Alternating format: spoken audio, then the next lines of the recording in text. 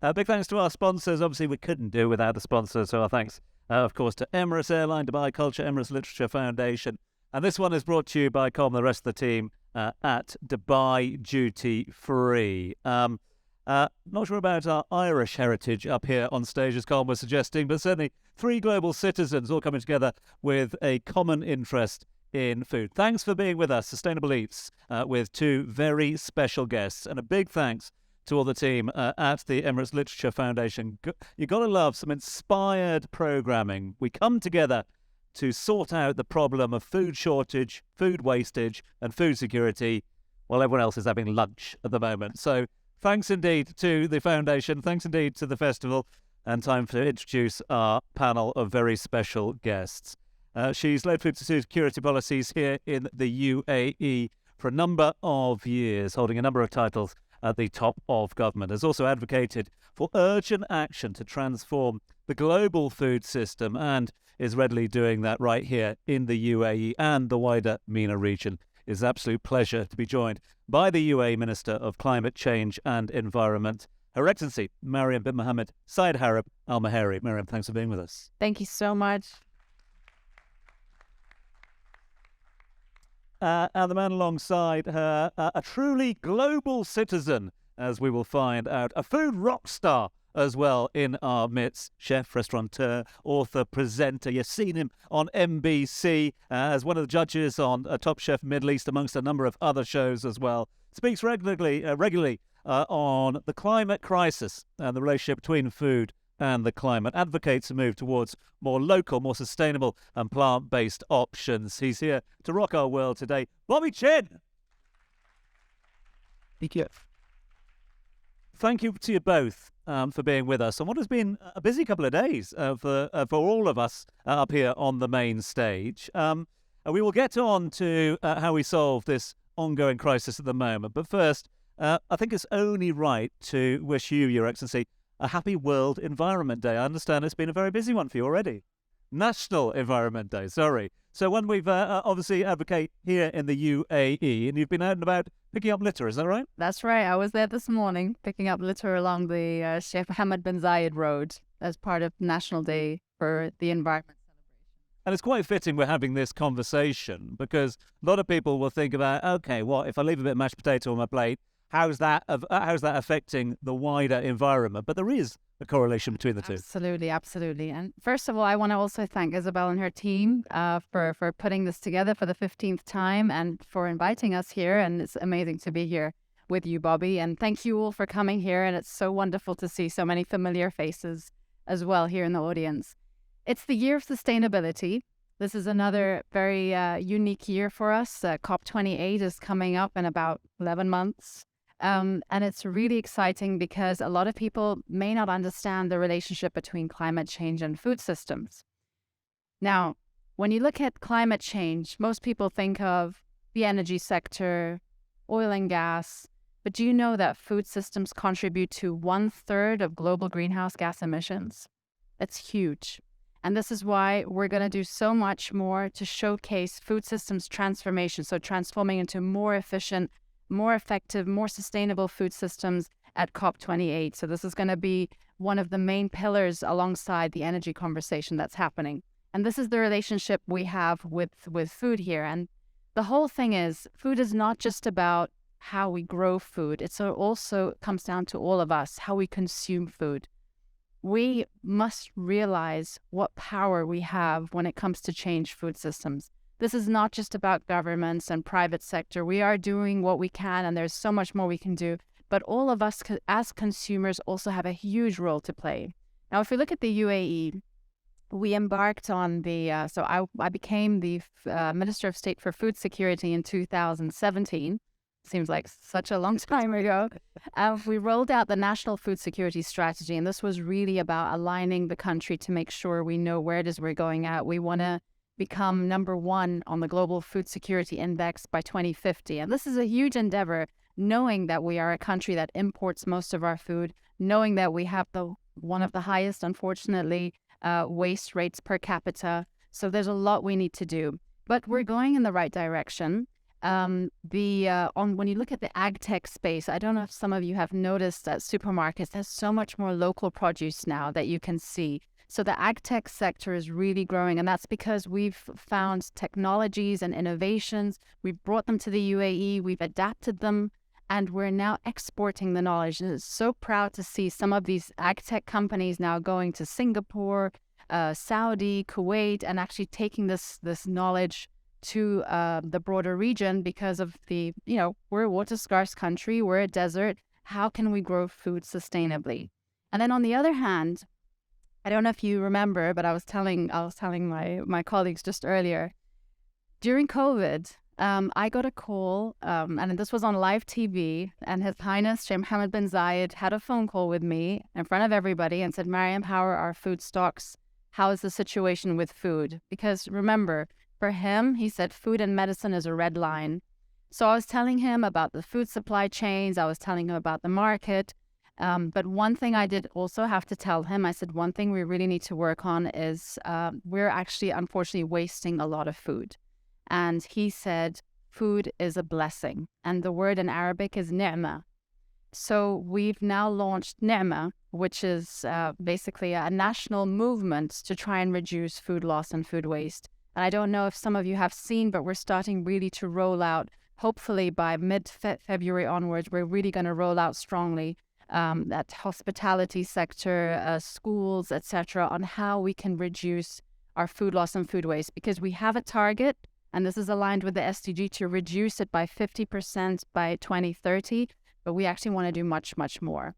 And having COP28, we have two hats on this year. One, we're hosting the COP28, which means we're inviting 197 other countries who are members to the UNFCCC. The UNFCCC is basically the United Nations Organization for Climate Change. And we're bringing them to the UAE to convene, to build consensus, and really push the needle when it comes to what we need to do globally to combat climate change. Now, the other hat the UAE has, which I'm leading, are the national efforts. So these are all the things we have to do as a country, as a member party towards the convention. So these are things like the net zero pathway. We're now doing our third NDC, but we want to make sure that we put the UAE on stage at COP28 and be the shining star.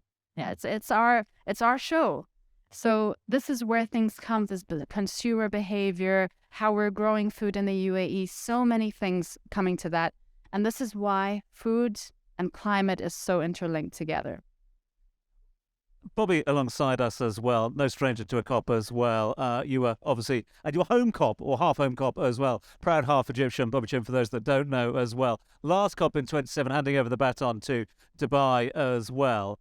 And food security obviously featuring heavily in discussions over in Egypt last year as well. Is it fair to say that given the myriad of topics that are discussed and the myriad of problems that are trying to solve at COPs as well, food security and the problem of food wastage is one that we can all address and, dare I say, get our teeth into pretty quickly? Yeah, absolutely. I think that there's so many I can take from all these different directions. You have like cookbooks. Everyone, it's a high-selling thing. You always sell cookbooks. You always sell diet books. Then I was looking at diet books. People aren't interested in their health. They're interested in losing weight. That's kind of strange to me. If you went on a whole food plant-based diet, you would lose weight.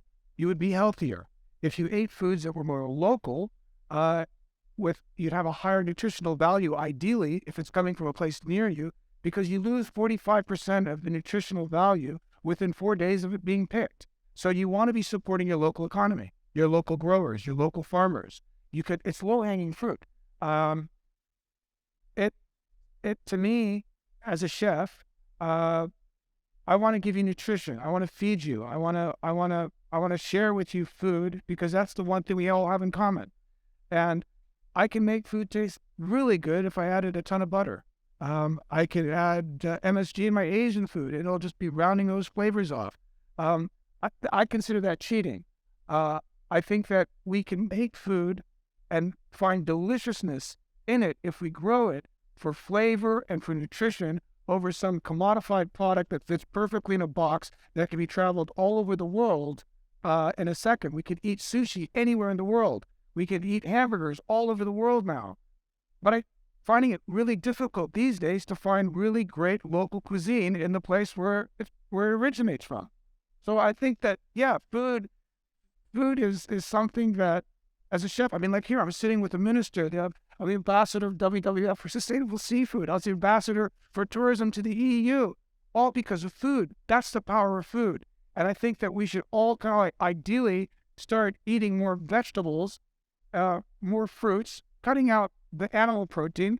We're torturing animals, to tell you the honest to God truth, right? 70% of our water is going towards agriculture, all right? It takes 15,000 liters to 20,000 liters for 1 kilo of beef. We've got a problem here. And we, the people, can change that by just changing our diet. Mariam, if I could ask you as well about the currents. I think we're all in agreement here. We have a problem and we need to address this problem. And a lot of that comes down to food systems, be they national, be they international as well. If we accept that the current food systems are not broken, I was going to say broken, and then I thought, that might be a bit harsh. Maybe I'll go not fit for purpose, but I'll go with broken. If they are, do we need to do away with them completely, or can they be patched up and fixed? Oh, for sure, they can be patched up and fixed. So food systems are a problem, but they are also a solution. And this is the beauty of it. Now, if we look at, I had said already before, 1/3 of global greenhouse gas emissions comes from our broken food systems. When we look at hunger, unfortunately, more than 800 million people are going to bed hungry every day. Then there's, on top of that, more than 1/3 of all the food that's being produced globally is wasted. When you look at those numbers, that's why I'm saying the food systems are broken.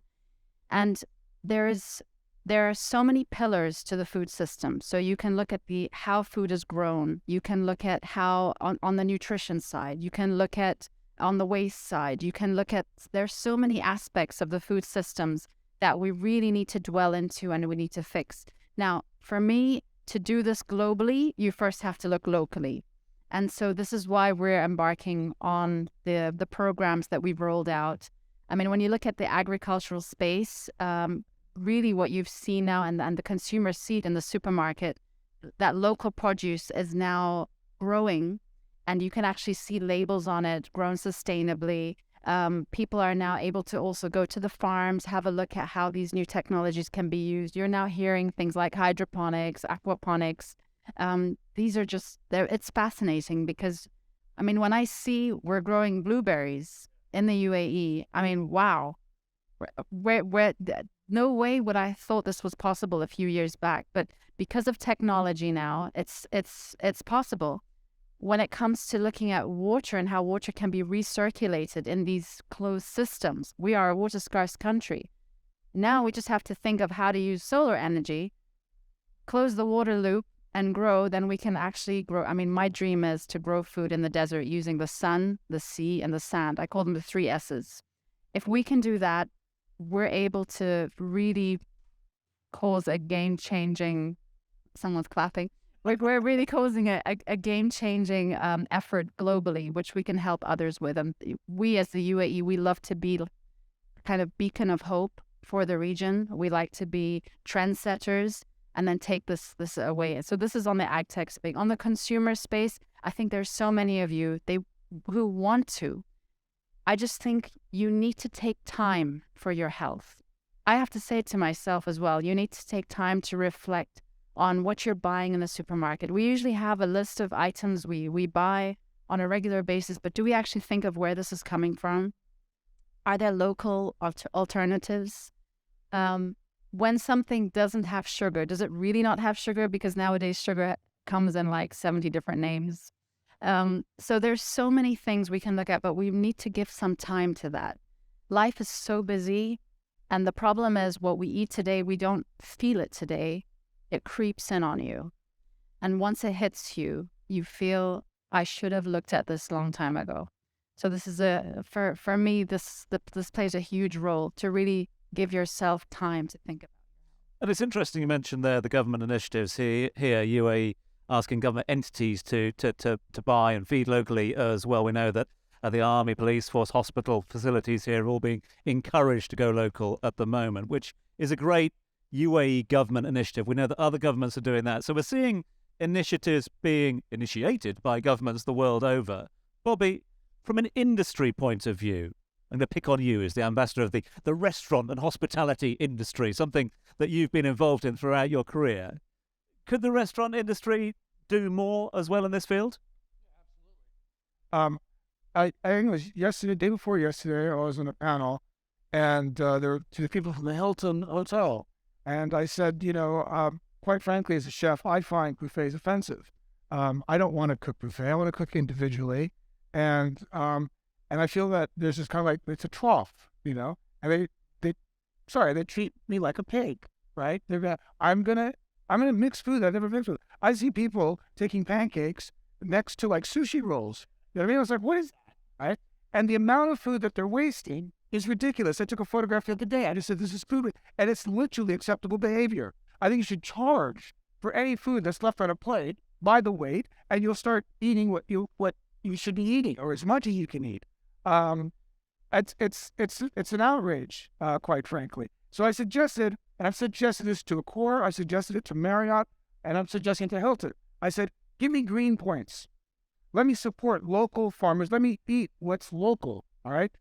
Tell me that I should use my towel to save the environment. No, I'm cutting your costs. What's in it for me? Because that's the bottom line. What's in it for me as well? You got to think of me as a consumer, right? So in the restaurant business, we waste 33% of food, generally speaking. We all do, right? There's 33%, as you were saying, food waste in every step of the way, from the production, from the transportation, to the retailer, to the consumer. And I think that we have to rethink of how we do food, what we should be serving. Those become very important factors, but it's very difficult if we're looking at chefs as celebrities making food look really sexy on a plate. I don't know. It's tweezers and foam and great, but give me food, wholesome food. And I don't see that happening. All this food is coming from somewhere else. And, and it's, I guess it's kind of easy. I just get the most expensive tuna flown in. I was explaining earlier that I was researching tuna the other day.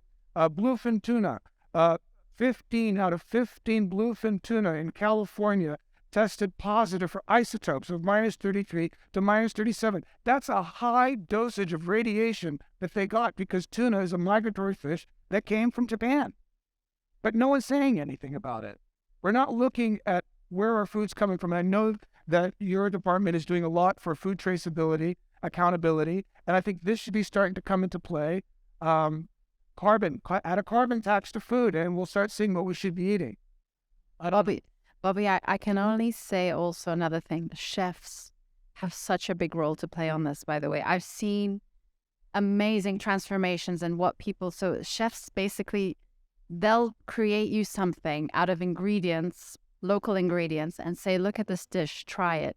I mean, I myself, I'm not a vegetarian, but I really have reduced how much dairy and how much meat I eat just because I know what it does to the environment, and I'm working on it. But the thing is, what I saw was that suddenly I was getting a burger out of plants and it tasted the same. And I was like, wow, if this is a lot of this is coming up, these plant-based, cellular ag is another area that's coming up as well. But you can see now a lot of alternatives coming up the ingredients we have access to nowadays is unbelievable. We don't have to have meat 3 times a day anymore. The flavors are there. And again, this comes down to giving yourself some time, going to some, I know there's more we can do in the UAE as well, and to bringing chefs like Bobby to say, okay, these are your ingredients, create something. Let me say, wow, tastes so amazing. Let me see what ingredients you get. I'll copy the same at home. Let's get more cookbooks on looking at flavors in the UAE. We grew salicornia in the International Center for Biosalad Agriculture in Dubai. Salicornia is basically like a salty asparagus. And you take this as a vegetable, or you put it in your bread, or you put it in your crackers, or you put it in your smoothie, and you use it instead of putting salt to your food. and it's such a nutritious vegetable, but nobody knows about it. So there's a lot more we have to do in marketing these local produce, using chefs to bring these into dishes.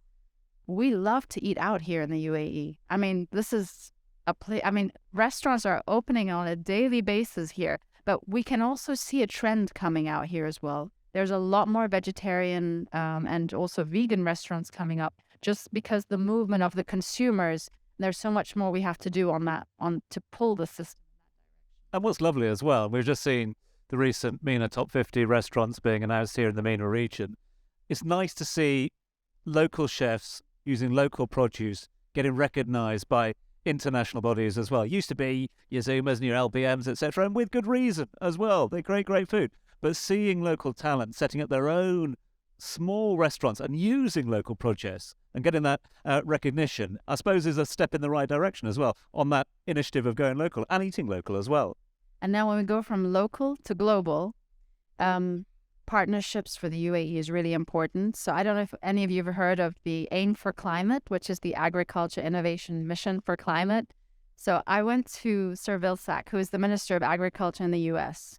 And I said, Sir Vilsack, I want to do something with you on food systems. And he looked at me, he's like, you're from where? I'm like, from the UAE. I'm like, okay. It's like, what does a country like the UAE, who imports most of its food, want to do on agriculture?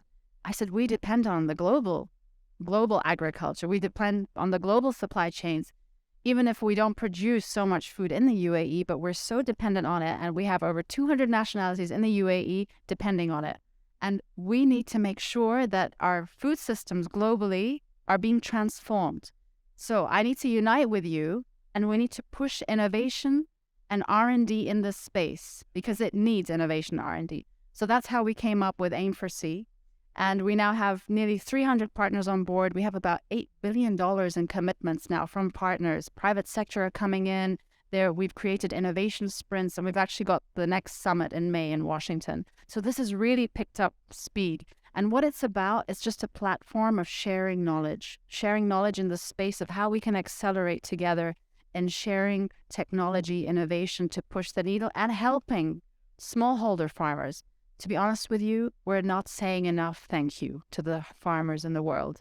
They're going through such a tough time. You know, we went through an era many years ago where there was not enough food. And we said, grow food, volume. It was called the Green Revolution. And they were pushed to really just grow in volumes. And now we're picking on them as well. You must do this, you mustn't do this, you're doing this wrong. If a farmer is perfect in everything he does, but the rain doesn't come, he's failed without him having done anything wrong. So I think there's a lot we have to do in appreciating the farmers. And at COP28, I want to make sure that we do something to appreciate farmers globally. And they need our support. And how can they get our support? We need to demand from the market differently. You're so right. As part of that sort of relationship that we have with food and addressing that relationship with food at the moment in all its guises, how we grow, how we buy, how we cook our food at the moment. And Bobby, I mean, we're just talking about the agriculture, and you're an individual, you're a chef, you're a restaurateur who walks the walk. You don't just talk the talk, you walk the walk personally as well. And a global trotting walk it is at the world, spreading that word. Again, we often talk about food, food wastage or food waste, food loss as well, as a problem in the negatives as well, with good reason. But can we also use innovation? Can we use data to turn that into a positive at the moment for organisations that see food waste as an opportunity? You've just given a couple of ideas there with regards to buffets and hotels, etc. Are we seeing a tertiary industry coming up now that can use food waste as an opportunity for change? Well, it's a tough one. Right, easy one. You get the tough ones, Bobby. It's hard. This is where I think the creative chef plays a very important role. Yeah, it's to look at food and how do we utilize the waste? How do we reduce it? That's all I think I can answer on that one because that's a very loaded question. No, but innovations in this space, we love innovations, and everyone living here knows this. We launched Food Tech Valley which is right now being built up. And Food Tech Valley is basically our playground. This is our playground for startups, entrepreneurs, R&D, scientists to come together and say, let's look at how we can use innovations in the space of growing food, in the space of reducing food loss, food waste, in the space of nudging better behavior when it comes to going shopping or cooking. So all that is supposed to happen in Food Tech Valley as soon as it's there physically. And we also launched Food Tech Challenge. We had the second edition, which we gave prize winners their prizes at Abu Dhabi Sustainability Week. This is all about creating the space of getting young people, interested people to think of the innovations, because we need innovations in this space.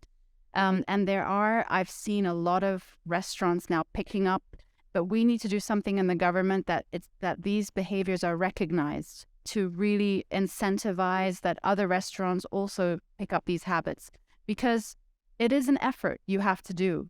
It is an effort you have to do to say, I need to do something to make sure that the customers that I get are not going to be wasting so much. I think everybody doesn't want to waste, and everybody loves the food experience. But now we have to think of innovative ways not to lose the food experience that we have together, but also thinking of actually in you coming here, having such a good time with your friends and family, you are also helping to, with how we've served the food to you or how you've behaved here, in helping to reduce food loss and food waste.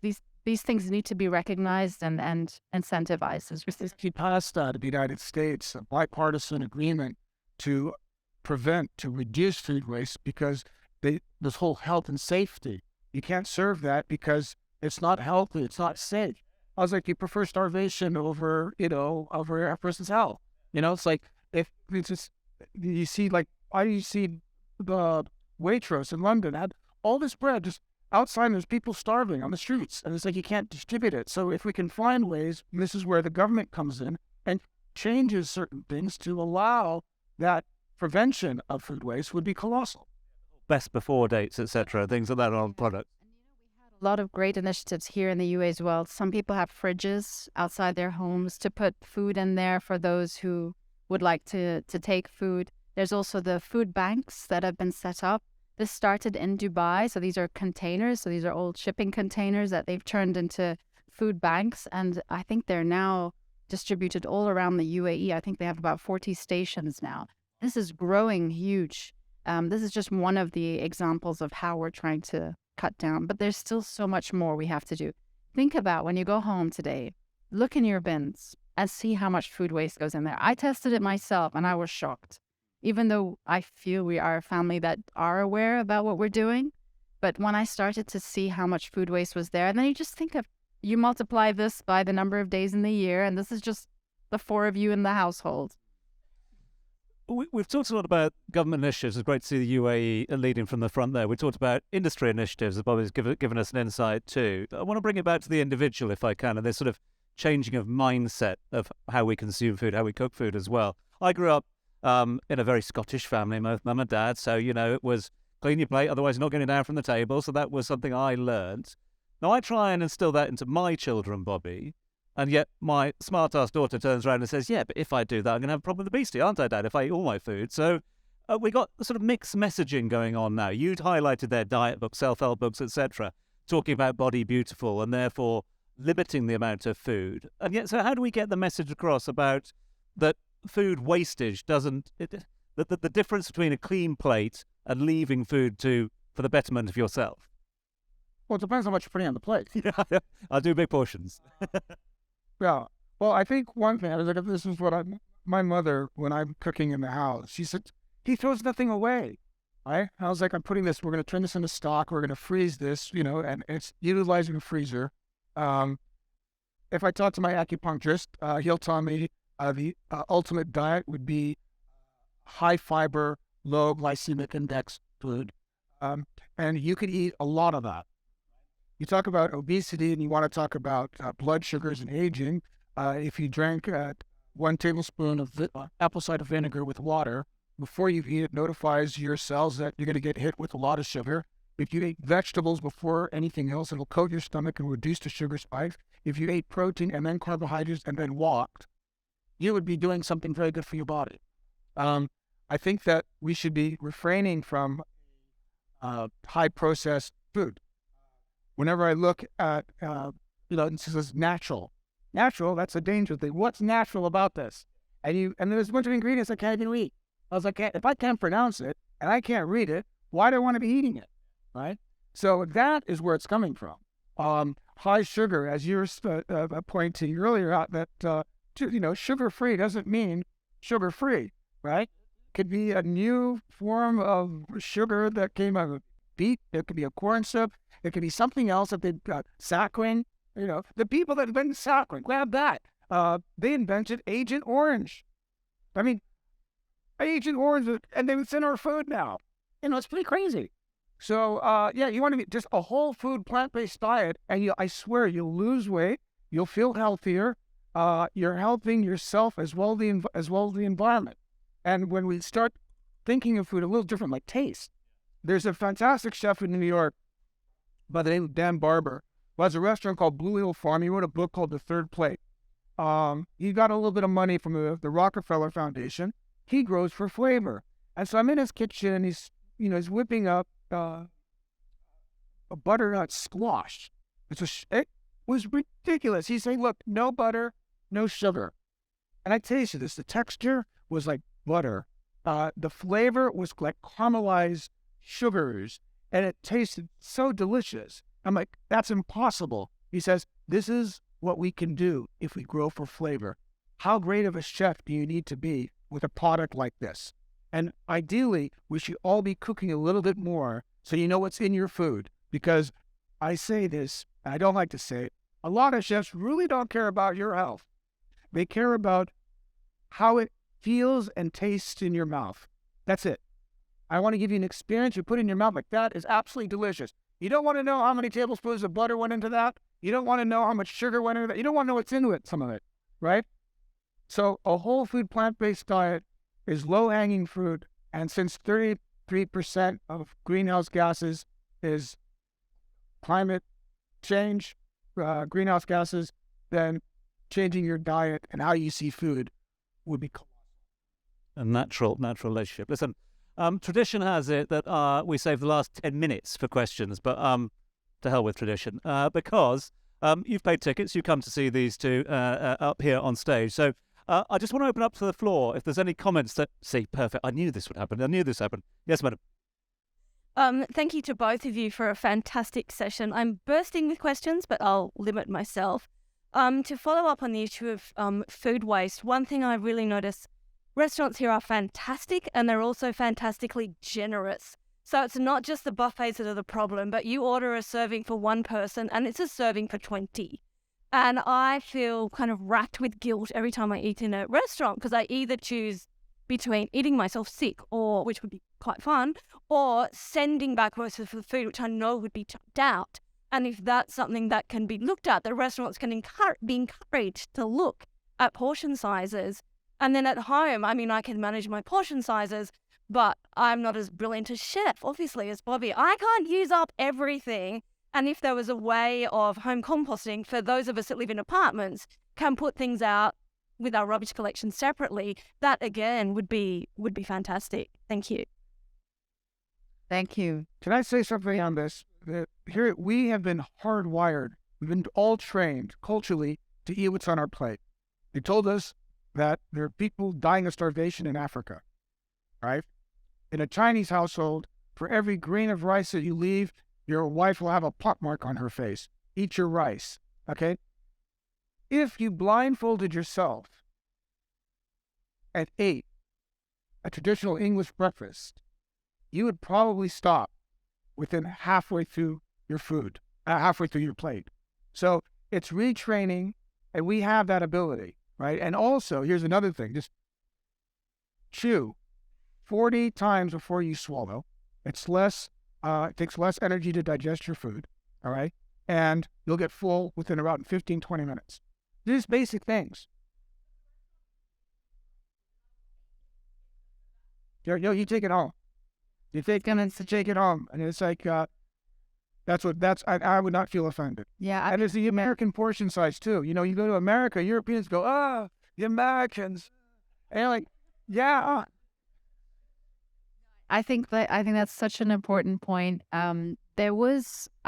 You don't typically see people taking a doggy bag. I don't know why it's called doggy bag, but it's something that I do. I have no shame in doing that.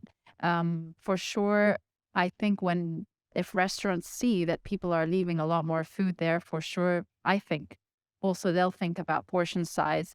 And it's part of the sustainability move that we have to do is to speak about it. We cannot enforce something like this. That's very, very difficult. But I think having the habit of good habits of chewing longer, having the restaurant also saying, if you want, we can pack it for you. Because there was a time when restaurants didn't like doing that, especially from hotels. They will say, it's the safety aspect as well. So we have to always think, no, it's okay. I'm taking it home. It's fine. So there's two sides of the coin that we have to take care of, but definitely well noted. I also would love to see, and something I'm working on with the Ministry of Education on, is educating parents on how to make lunch boxes for children, because that's where it all starts. I mean, I've seen lunch boxes where they give a whole croissant to a child, and I'm like, it's too much of a portion. It's too much carbs. It's too much sugar. If you want to do that, then just put a quarter of it in there. But the portion size, it's very much because our culture is very much about give and loving. The more you give is the more you love, and which is something I think the younger generation are actually happy to change this slowly. But again, this is behavior change, which takes time. Thanks for the question. Much appreciated. Yes, sir. If we can just get that mic live. Thank you, guys. Yes. Hello, I am from esgbina.com. Thank you very much, Your Excellency. My question, any rules, regulations, basically in terms of mandating the limit of food wastage, such as taxes or anything else in this regard? Okay. Have you considered that? Yeah, food waste is a local affair. So I'm from the federal. So what we're doing now is we're very soon going to be announcing a national agenda for integrated waste management. And in there, we have lots of targets that we'll be imposing on the local authorities. And then they have to go ahead and hopefully do it and hopefully get even stricter. So food tax, this is not going to be coming up, not in any time soon. But there's a lot of initiatives to push for circular economy. So circular, how we can use waste for composting and things like that. So that's how we're going to incentivize. And then, of course, the kind of nudging of better behavior, better consumer, better portion size, those kind of things as well. So at the moment, using money is not there yet. We want to take it the softer approach first, because we have to also make sure that the infrastructure is there to take this behavior change. You cannot force someone to say, okay, you need to segregate your food from your plastic, from your paper, from when we don't have the right infrastructure. It all has to fit in, and each emirate is very different as well.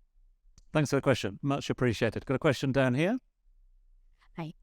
So whenever I go to the supermarket, I see a huge organic section. So now, first of all, if you can define what that really means actually, but also more important question is, it's definitely more expensive than non-organic.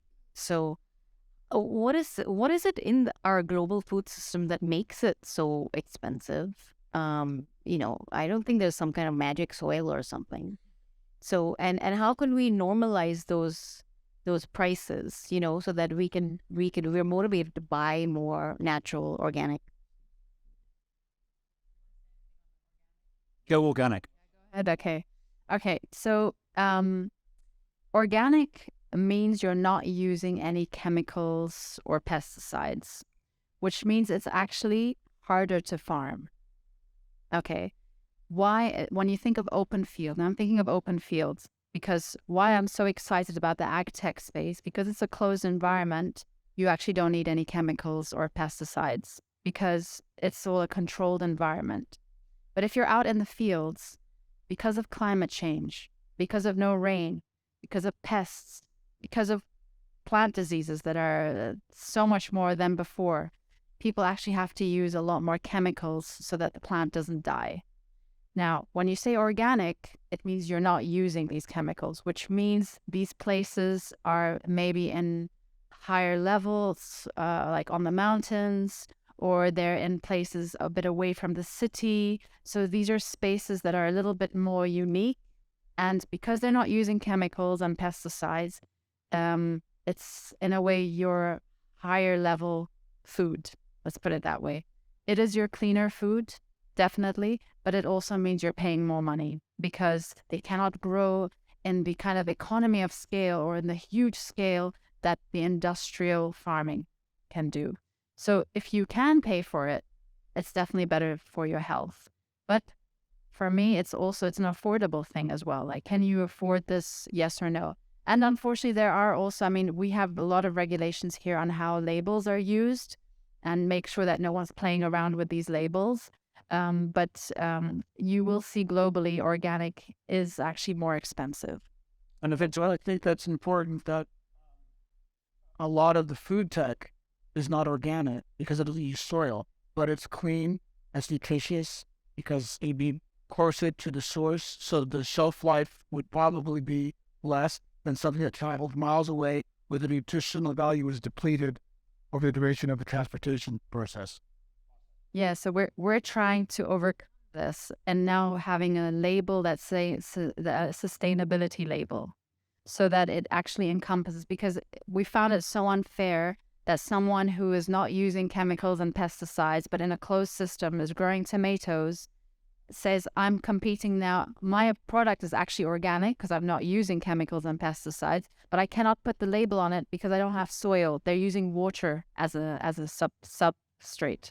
And so we've now introduced the UA sustainability label, which means this farmer is taking care of water, animal welfare, human rights, all the aspects of sustainability in it. So maybe that's now the newer label to look at. Thanks for the question. Right. Well, there's lots of hands going up. Yes, a gentleman over there. You got the microphone. Yes, sir. From food, this is a very generous society. We institutions like the mosques, we see a lot of food served during Ramadan, for example, and also the water that you get every Friday. There's so much plastic that's used, and also there's so much wastage that you see, especially Ramadan's coming around the corner. Are there any initiatives that you got that's coming so we can avoid that? Because that's really painful to see when, and it's happening every Friday. So I just want to hear, if you got something in mind for that. Yes. Again, because waste is a local affair, every emirate is taking care of waste differently. We just announced maybe 2 weeks ago, 22 new policies under the circular economy policy. You've probably seen in Dubai, they've rolled out now a fee on plastic bags. Abu Dhabi has banned now single-use plastic bags. On a federal level, we've now, because Dubai and Abu Dhabi are moving in that direction, we're making use of that and making sure that all the other emirates are also following. We're also, the whole thing is we need to realize plastic does play a very important part of our lives. It's in our furnitures and our cars. It's in so much. The only thing is we need to take care. It doesn't go into landfill. It doesn't go into our sea. It doesn't go into our food chains. If we can make sure that, first of all, we should all reduce how much plastic we're doing. And we're looking into this as in a packaging policy and things like that. We're looking into that. But also so reducing your plastic waste and making sure that the single-use plastic, that should be banned altogether. And that's something so Abu Dhabi has already done it. Dubai is either in a year or 2 years going to be banning it as well. But on a federal level, we're working. The cabinet hasn't approved this yet, but in a very short amount of years, we're hopefully going to ban it in the UAE altogether. This is your plastic forks, knives, plastic bags. So single-use plastic bags should be out. We should focus on multiple use. The main thing is we need to really think of how we can make sure that plastic never goes into our food supply chain, land or sea. That's the main idea behind it. So, I'm always a bit careful. Like, plastic is not the enemy here. Plastic, but used responsibly, I think we could take off a lot of boxes. And again, it comes down to consumers as well. We have to also think about sometimes how we, plastic bottles, what we buy as well. There's a lot of, you've seen the Dubai Can initiative now as well. So this is, again, the local emirate encouraging to reduce plastic as well. We're seeing a big trend in this, and this is one of the things we want to spearhead on a regional level to take it to COP28, because of course outside the UAE they see us as an oil and gas country, but we want to make sure we're showcasing them that we are doing things on the recycling, on plastics, on food, on biodiversity, so that people think, oh, wait a minute, the UAE is not just about energy. So many other aspects in there as well. Thanks for the question. Did that, Bobby? Well, the whole plastic thing, it's really difficult to tell one of these companies that make all this plastic, that have invested in $1 billion factory to manufacture plastic, to just kind of like shut them off. I think we're really talking about right now of going into a transitional economy, moving from plastics into alternatives. Same thing as alternative proteins. We're seeing that. So here's the Chinn plan, okay? And just to cook, like John said, throw it out there, okay? How about this one? Okay, how about we create a green fund, and the money goes to this green fund. The fund basically finances and the fund comes from taxation of some of these companies that are producing toxic products. The thing is that all of our conveniences is based on oil. Our wealth is because of oil, because of carbon.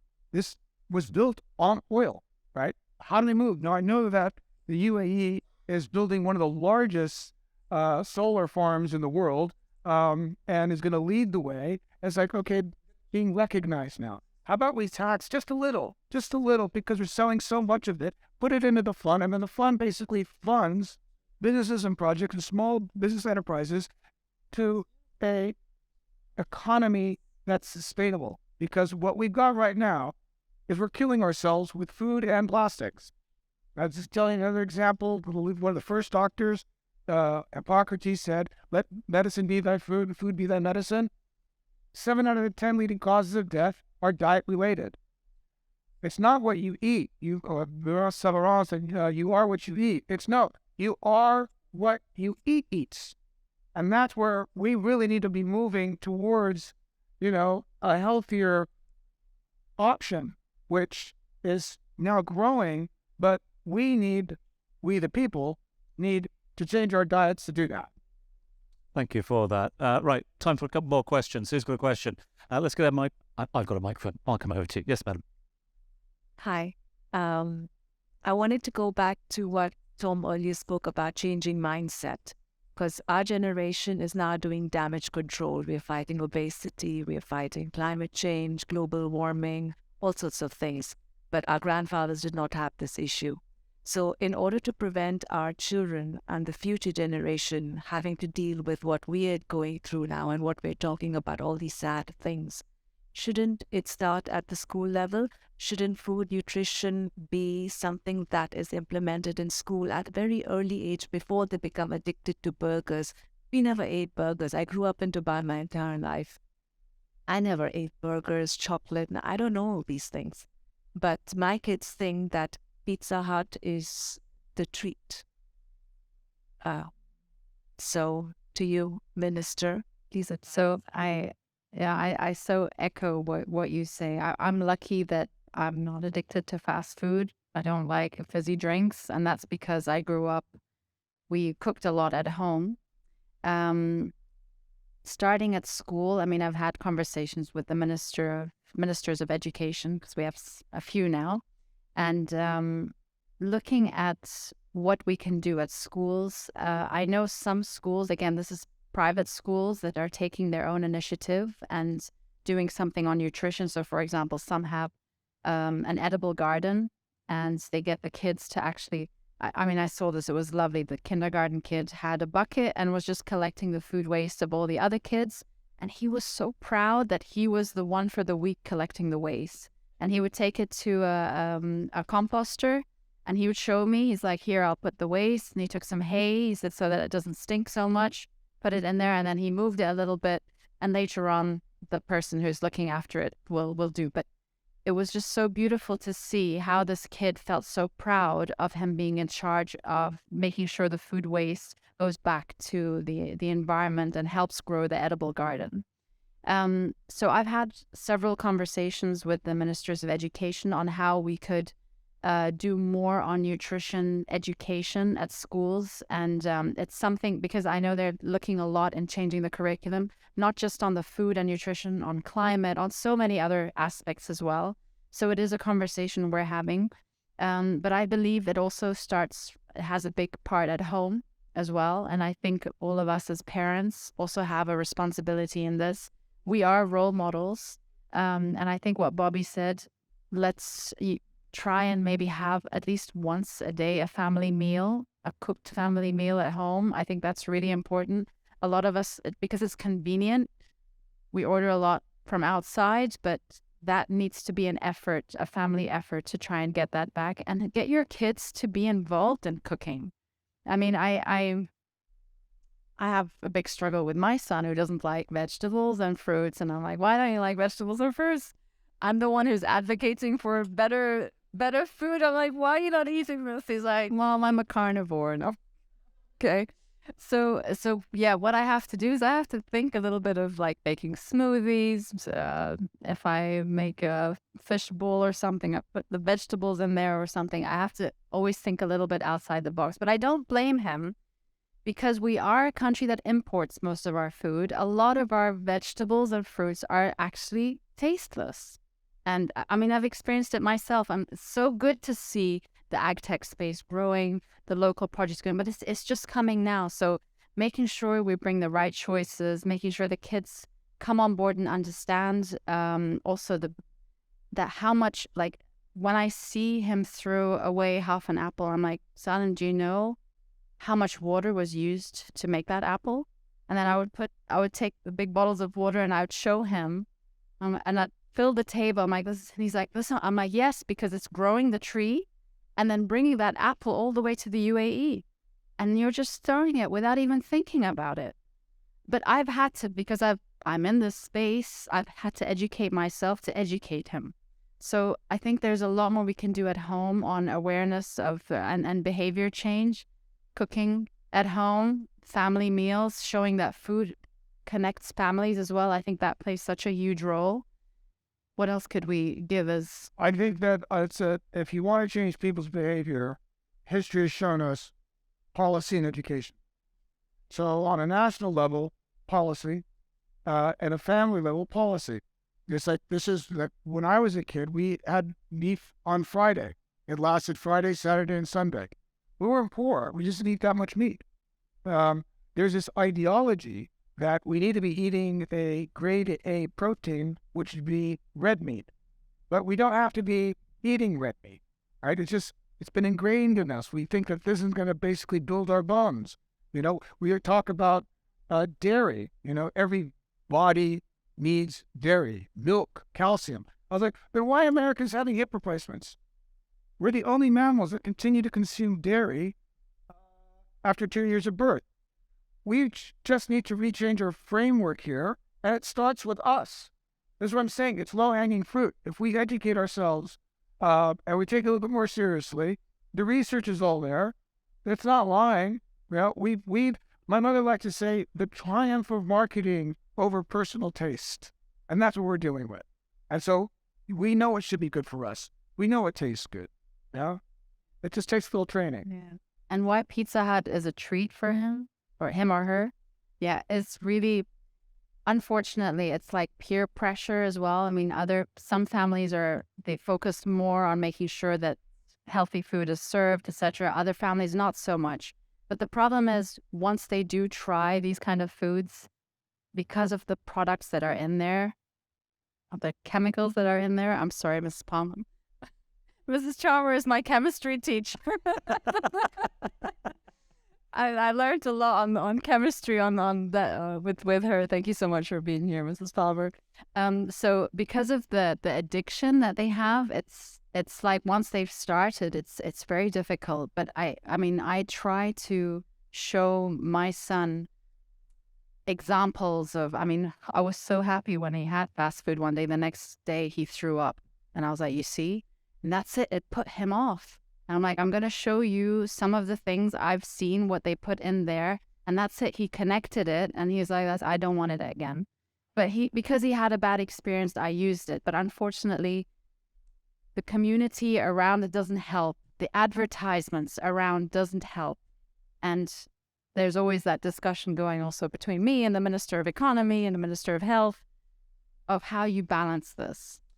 Once you pop, you just can't stop. Unfortunately, we do have to stop in just a few moments' time. But this gentleman has been very patient. He's been putting his hand up throughout the whole. So last question, sir.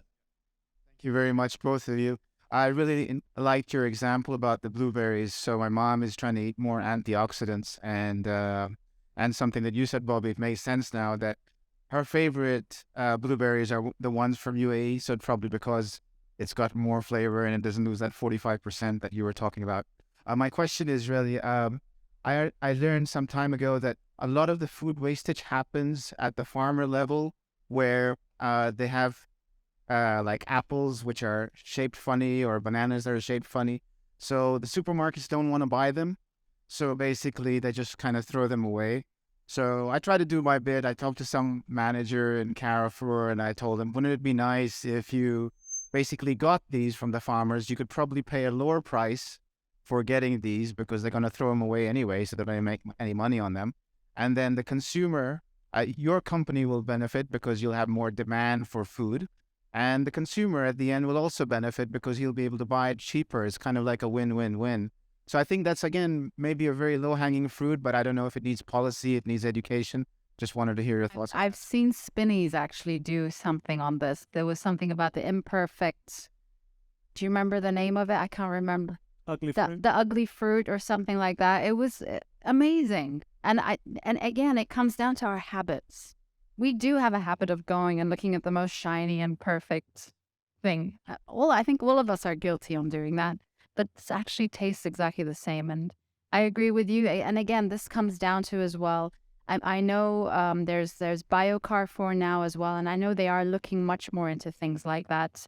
But definitely there's more we have to do there. But everything I've heard here, it's all well noted. I have my team members here who are writing everything down. So we make sure we give that message as well to the retailers. And thanks for that. I think that when you're saying 30% from the grower, is 30% from the grower is lost, 30% in the transportation is lost, 30% in the supermarket's lost, and 30% at the consumer level is lost. It's like literally 33% across the board in every step of this process. That's why by shortening the chain, would be much better off. In India, they use a ton of onions. So a lot of onions are thrown because it just didn't turn out right. They weren't pretty. So what they did is they created a dehydration space where they were able to take those onions that weren't pretty, dehydrate them, sell them, reconstitute them, use them in the food, and no one could tell the difference. So it's not rocket science. We can literally do every step of the way. There is a solution. We have technological advances. There's ecological solutions for all of the problems that we have. It's just how do we implement them and get people to start paying attention. By the way, just as a last note, at COP28, we will have an innovation space because we believe that without innovation, we cannot move the needle. So in this innovation space, we're going to be showcasing a lot of things on the waste, food loss, ag tech side to showcase to consumers what actually can be done. Yeah, big year for the UAE, the region and the world as a whole. The year of sustainability here and, of course, culminating in COP28. A busy year for Her Excellency, that's for sure indeed. And listen, we've had to draw a line on it here. Embrace ugly fruit, whatever you do throughout the rest of the day and the weekend. Big thanks to all of you for your lovely questions. Apologies for all those we didn't get over to ask. It is just because of time. I'm not just picking on or anything like that, I promise you. The AV team as well for keeping us up and running. The volunteers as well for getting us here. Translators throughout. Thanks to our title sponsor, Emirates Airline, to Dubai Culture, the Emirates Literature Foundation, the parent organisation of the Lit Fest. And of course, Dubai Duty Free, Carl and all the team at Dubai Duty Free who have sponsored this session. And the last thanks go, of course, to our all-star panel. The very excellent Bobby Chinn, we thank you very much indeed, sir. And of course, for giving us her time this morning, ladies and gentlemen, please put your hands together for Her Excellency, Mariam Almheiri, Saeed, Hareb, Almheiri. Thank you.